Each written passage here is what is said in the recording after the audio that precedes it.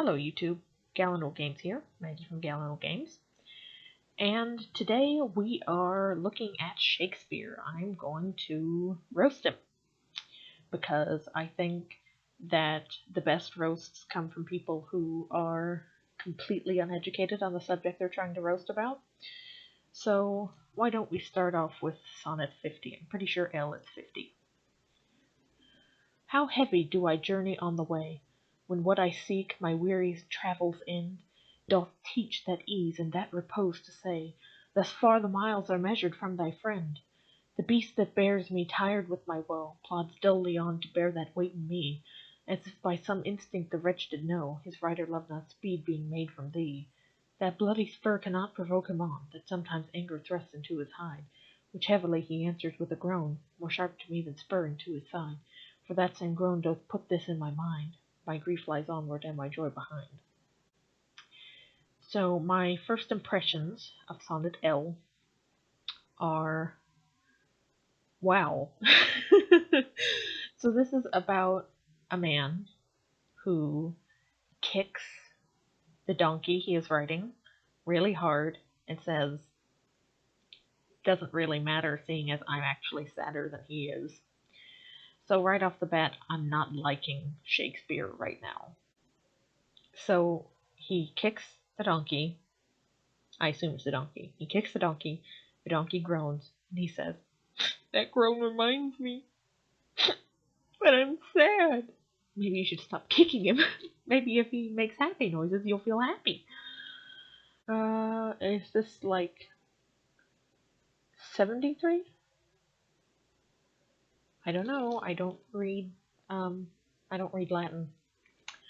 That time of year thou mayst in me behold, when yellow leaves or none or few do hang upon those boughs which shake against the cold, bear ruined choirs where late the sweet birds sang.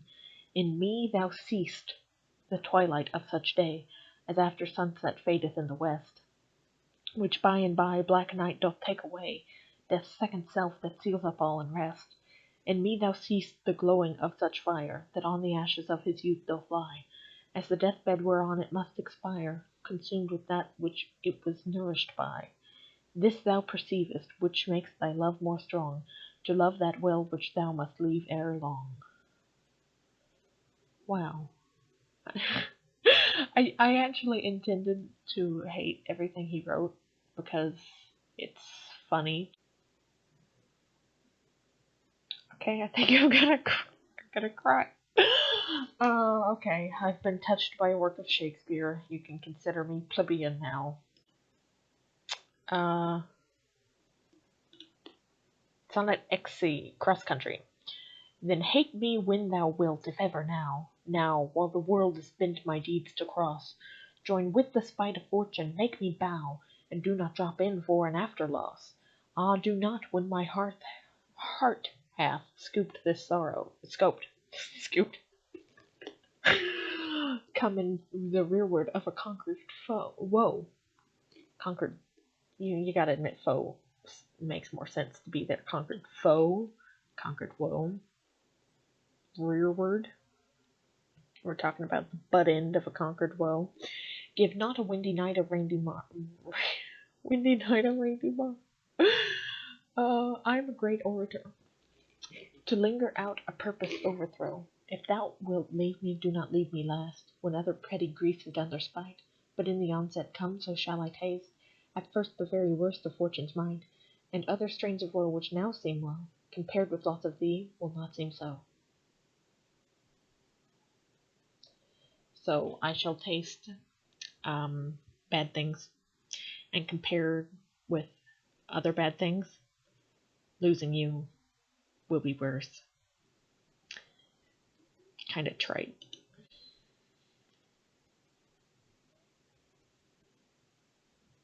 Ooh, Sonnet 116. Let me not to the marriage of true minds admit impediments. Love is not love, which alters when it alteration finds, or bends with a remover to remove. Oh no, it is an ever fixed mark that looks on tempests and is never shaken. It is a star to every wandering bark, whose worth's unknown, although his height be taken. Love's not time's fool, though rosy lips and cheeks within his bending sickles to compass come. Love alters not with his brief hours and weeks, but bears it out even to the edge of doom. If this be error, and upon me proved, I never writ, nor no man ever loved. The sole reason I like this is because it's in the 1995 Sense and Sensibility with Alan Rickman. Also, hey, Shaky, Mr. Shaky, come and doom do not rhyme, and nor are they even a proper sight rhyme. Wow. I kind of hate this, but Shakespeare's kind of good at writing poetry. Oh no, I came in expecting to be, you know, very displeased with everything he's writing here, but as testy sick men, when their deaths be near, no news but health from their physicians know. True that. That's been true for hundreds of years now, apparently. My glass shall not persuade me I am old, so long as youth and thou are of one date. But when in thee time's furrows I behold, then look I death my days should expiate. Shall I compare thee to a summer's day? Thou art more lovely and more temperate. Rough winds Rough winds do shake the darling buds of May, and summer's leaf hath all too short a date. True that, summer does not last long enough. Sometimes too hot the eye of heaven shines, and often is his gold complexion dimmed, and every fair from fair sometimes declined, by chance or nature's changing course untrimmed. But thy eternal summer shall not fade, nor lose possession of that fair thou owest, nor shall death brag thou wanderest in his shade, when in eternal lines to time thou growest.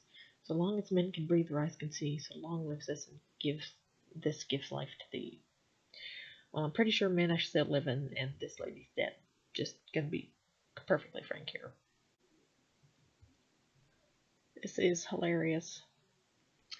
Lo, as a careful housewife runs to catch one of her feathered creatures broke away, such down her babe and makes in swift dispatch, in pursuit of the thing she would have stay, whilst her neglected child holds her in chase, cries to catch her whose busy care is bent, to follow that which flies before her face, not prizing her poor infant's discontent. So run'st thou after that which flies from thee, whilst I thy babe chase thee afar behind. But if thou catch thy hope, turn back to me, and play the mother's part, kiss me, be kind. So will I pray that thou mayst have thy will, if thou turn back in my loud crying still. Or, pay attention to me. Anyway, relatable. So, this has been me trying to roast Shakespeare, but finding out, hey, he's actually kind of good. Honestly, who would have thought that? See you next time.